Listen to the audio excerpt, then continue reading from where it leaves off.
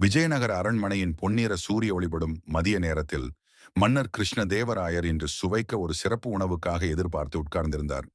அது சாதாரண உணவு இல்லை. அரச தோட்டத்தில் மட்டுமே வளரும் அரிய வகையாக கத்திரிக்காய். இன்று அதைதானே ருசிக்க ஆசை. சிறிது நேரத்தில் சமையல்காரன் சுட சுட மிளிரும் குழம்பை கொண்டு வந்து வைக்கிறான். மன்னர் முதல் கரண்டியில் இருந்தே ருசியை உணர்கிறார். கண்களை விரித்து மெதுவாக சிரிப்பார். இது சொர்க்கத்திலிருந்து வந்த ருசி போல் இருக்கிறது என்று பெருமையாக சொல்கிறார். அருகில் உட்கார்ந்திருந்த தெனாலிராமன் மன்னரின் முகத்தை பார்த்து ஆர்வமாக இருந்தான். ஒரு கரண்டி சாப்பிட்ட பிறகு மன்னரிடம் தெனாலி சொன்னார், இது வாழ்க்கையில் ஒருமுறை சந்திக்கக்கூடிய ருசி என்று. அரண்மனையில் இருந்த வேலை முடிந்து வீடு திரும்பியதும் தெனாலி அந்த ருசி பற்றி மனைவியிடம் சொல்கிறான். அவள் அதை கேட்டவுடனே கண்கள் பிரகாசித்து, நானும் அந்த காய் ஒரு முறை சமைத்து சாப்பிடணும் என்று சொல்கிறாள். தெனாலி முதலில் பயந்து மறுக்கிறான்.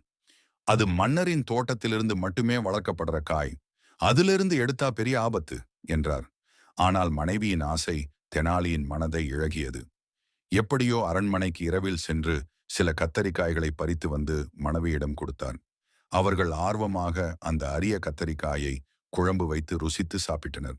வீட்டிற்கு வெளியே படுத்து தூங்கிக் கொண்டிருந்த மகனை பார்த்து தாய் மனம் இலகி அவனுக்கும் இந்த அற்புத கத்தரிக்காய் குழம்பு கொடுக்க சொன்னாள். ஆனால் அவர்களின் மகன் நேர்மையானவன். அவன் பொய் சொல்ல மாட்டான். சாப்பிட்டதை யாரிடமாவது சொல்லிவிடுவானே என யோசித்தனர். தெனாலிக்கு ஒரு யோசனை கிடைத்தது. அவர் வெளியில் தூக்கத்தில் உள்ள மகனின் மேல் தண்ணீர் தெளித்தார். திடீரென்று நனைவதால் மகன் பயத்தில் கண் திறந்து புரியாத நிலையில் இருந்தான். நனைந்து நடுங்கிக் கொண்டே அவன் வீட்டுக்குள் ஓடி வருகிறான். தெனாலி அவனை கூப்பிட்டு, மழை பெய்யுது என்று மெதுவாக சொல்லி சூடான உணவை அவன் கைக்கு கொடுக்கிறான். அவன் உள்ளே வந்த உடனே அரை தூக்கத்திலேயே தெனாலி கொடுத்த கத்திரிக்காய் குழம்பை ருசித்து சாப்பிடுகிறான். அவன் மனதில் அது ஒரு கனவு போல பதிந்து விடுகிறது. அடுத்த நாள் காலையில் அரண்மனை தோட்டக்காரன் சில கத்திரிக்காய் காணாமல் போய்விட்டது என்று கத்தினான். மன்னர் கோபமாகி விடுகிறார். யாருக்கு என் தோட்டத்துக்குள் போய் திருட தைரியம் இருக்கிறது? மந்திரிகள் எல்லோருமே ஒரே முகத்தை காட்டுகிறார்கள். அரசே, தெனாலியிடம் விசாரியுங்கள் என்று பலரும் சொன்னார்கள். மன்னர் யோசிக்கிறார். தெனாலியை கேட்டாலும் எப்படியும் இல்லை என்றுதான் சொல்வான். எனவே அவன் மகனை அழையுங்கள். அவன் பொய் பேச மாட்டான். அவனை கேட்போம் என்றார். தெனாலியின் மகனை அரண்மனைக்கு கொண்டு வருகிறார்கள். சிறிது பயத்தோடு குழப்பத்தோடு குழந்தை மன்னர் முன் நிற்கிறான்.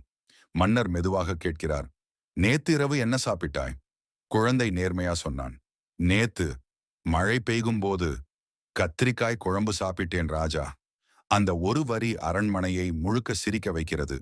முழு ராஜ்யத்திலும் நேத்து ஒரு துளி கூட மழை பெய்யல. மன்னர் கண்களை விரித்து, மழையா?